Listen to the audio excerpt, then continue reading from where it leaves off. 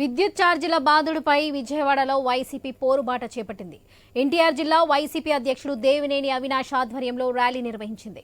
ఈ సందర్భంగా అవినాష్ విద్యుత్ నిలయం హెచ్ఆర్ డైరెక్టర్ లింగమూర్తికి వినతి పత్రం అందించారు. కూటమి ప్రభుత్వం 15,500 కోట్ల భారం ప్రజలపై వేసిందని, ఎస్సీలకు ఉచితంగా అందించే 200 యూనిట్ల పథకం తీసివేశారని ఆయన ఆరోపించారు.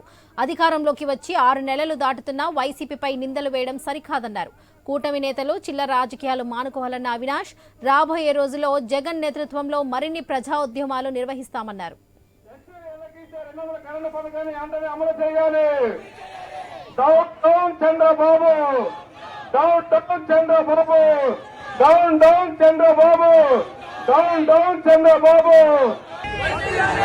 వర్ధిల్లాలి వైఎస్ జగన్మోహన్ రెడ్డి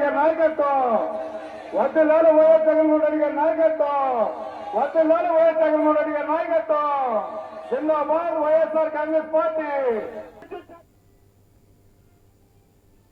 విద్యుత్ ఛార్జీల బాధుడిపై వైసీపీ పోరుబాట పట్టింది. ఉమ్మడి విశాఖ జిల్లా వ్యాప్తంగా ఆందోళనలకు దిగింది.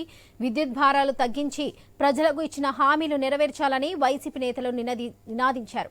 6 నెలల్లోనే ప్రజా వ్యతిరేకతను మూటగట్టుకున్న కూటమి ప్రభుత్వం విద్యుత్ ఛార్జీల భారాన్ని మోపి ప్రజలను వెన్నువిరిచిందని ఆరోపించారు.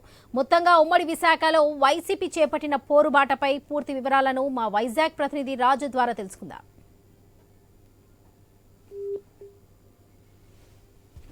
భారం మోపుతుందని చెప్పి వైఎస్ఆర్ కాంగ్రెస్ పార్టీ ఈరోజు రాష్ట్ర వ్యాప్తంగా ఆందోళన చేపడుతున్న పరిస్థితి. ఈ నేపథ్యంలో ఉమ్మడి విశాఖపట్నం జిల్లా వ్యాప్తంగా అన్ని నియోజకవర్గాల్లో వైఎస్ఆర్ పార్టీ శ్రేణులు అయితే ఆందోళనకు దిగాయి. విద్యుత్ ఛార్జీలు తగ్గించాలని చెప్పి ప్రజల మీద భారం తగ్గించాలని చెప్పి డిమాండ్ చేస్తూ ర్యాలీలు నిరసన కూడా తెలియజేస్తున్న పరిస్థితి. ఈ నేపథ్యంలో ప్రస్తుతం మనం విశాఖపట్నంలోని జగదాబాద్ జంక్షన్ ఉన్న దక్షిణ నియోజకవర్గంలో ఉన్నటువంటి మాజీ ఎమ్మెల్యే వాసుపల్లి గణేష్ ఆధ్వర్యంలో వైఎస్ఆర్ శ్రేణులు అయితే ఇక్కడ ఆందోళనకు దిగాయి. దీనికి సంబంధించి పూర్తిగా వాసుపల్లి గణేష్ గారు ఏం చెప్తారో చూద్దాం, పార్టీ లైన్ ఏంటో తెలుసుకునే ప్రయత్నం చేద్దాం. సార్ చెప్పండి సార్, అసలు ఈరోజు చేపడుతున్నటువంటి నిరసన కార్యక్రమానికి ప్రధాన కారణం ఏంటి? మీరేం డిమాండ్ చేస్తున్నారు ప్రభుత్వాన్ని? చంద్రబాబు నాయుడు వస్తే కరెంట్ అమ్ముతారా అన్నారు. వినియోగదారులు కరెంట్ అమ్ముకుంటారంట. అంటే ఎవరు వినియోగదారులు? ప్రజలు. కరెంట్ ఉత్పత్తి చేస్తారంట, ప్రజలే కరెంట్ అమ్మేస్తారంట. మరి ఇప్పుడు ఏం సంకనాకి పేరు అందరూ కూడా కరెంటు లేదు.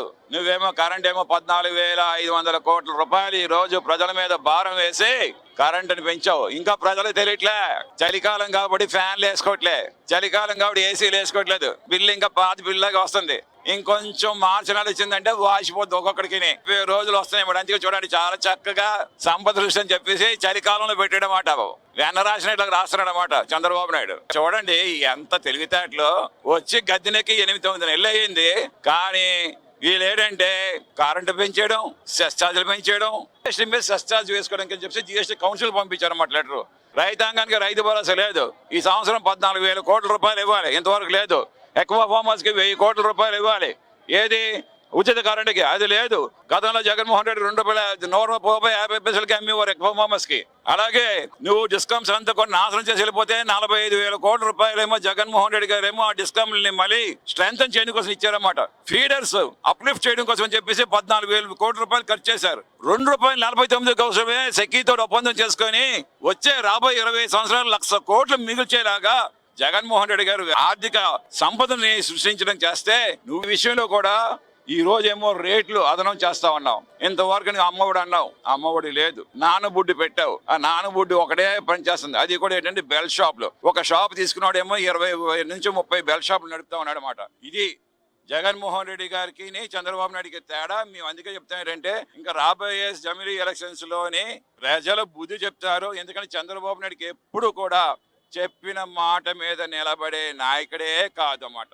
ఈ పోరుబాటులో ప్రధానంగా మీరు తీసుకునే డిమాండ్ ఏంటి?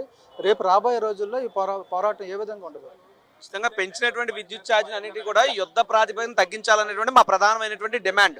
ఏదైతే అధికారంలోకి వచ్చిన సంపద సృష్టి అన్నాడో, ఆ సంపద ఎలా సృష్టిస్తున్నాడంటే ప్రజల జోబిల నుండి ప్రజల రక్తాన్ని స్వేదంగా చిందించి కట్టిన ట్యాక్సులు కూడా లాగేసుకుని దాన్నే సంపద సృష్టి అన్న విధంగా చంద్రబాబు నాయుడు చూపిస్తూ, నేతి బీరకాయలో నేతి ఎంత ఉందో చంద్రబాబు నాయుడు మాటల్లో నీతి అంతే ఉందని ప్రజలు అనుకునే పరిస్థితి. ఖచ్చితంగా పెంచినటువంటి విద్యుత్ ఛార్జీలు తగ్గించే వరకు మా పోరాటం సాగుతుంది. మీరు ఒక విషయం మాత్రం గుర్తు చేస్తున్నా, గతంలో రాజశేఖర రెడ్డి గారు ఉచిత కరెంట్ ఇస్తానంటే ఆ తీగల మీద బట్టలార వేసుకోవడానికి చెప్తే దేనికి పనికిరాదన్నాడు చంద్రబాబు నాయుడు.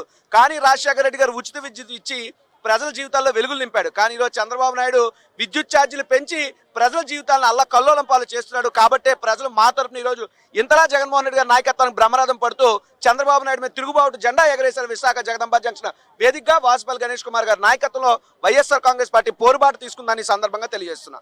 ఇదే మొత్తంగా వైఎస్ఆర్ కాంగ్రెస్ పార్టీ కార్యక్రమాలు ఉన్నాయో ఈ నిరసన కార్యక్రమాల్లో ప్రధానంగా కూటమి ప్రభుత్వం వచ్చిన కాలంలోనే ప్రజల మీద భారాన్ని పెంచింది. ఈ భారాన్ని తగ్గించే వరకు కూడా పోరాటం కొనసాగుతుంది. గతంలో చేసినటువంటి ఏవైతే తప్పులు ఉన్నాయో ఆ తప్పులు మళ్ళీ చంద్రబాబు నాయుడు చేస్తున్నాడు. కాబట్టి ప్రజలు తగిన బుద్ధి చెప్తారని చెప్పి మాజీ ఎమ్మెల్యే వాసుపల్లి గణేష్ అదేవిధంగా వైఎస్ఆర్ కాంగ్రెస్ పార్టీ నాయకులు అయితే తెలియజేస్తున్న పరిస్థితి కనిపిస్తుంది. వీడియో జర్నలిస్ట్ స్వామితో రాజు, ఐ న్యూస్.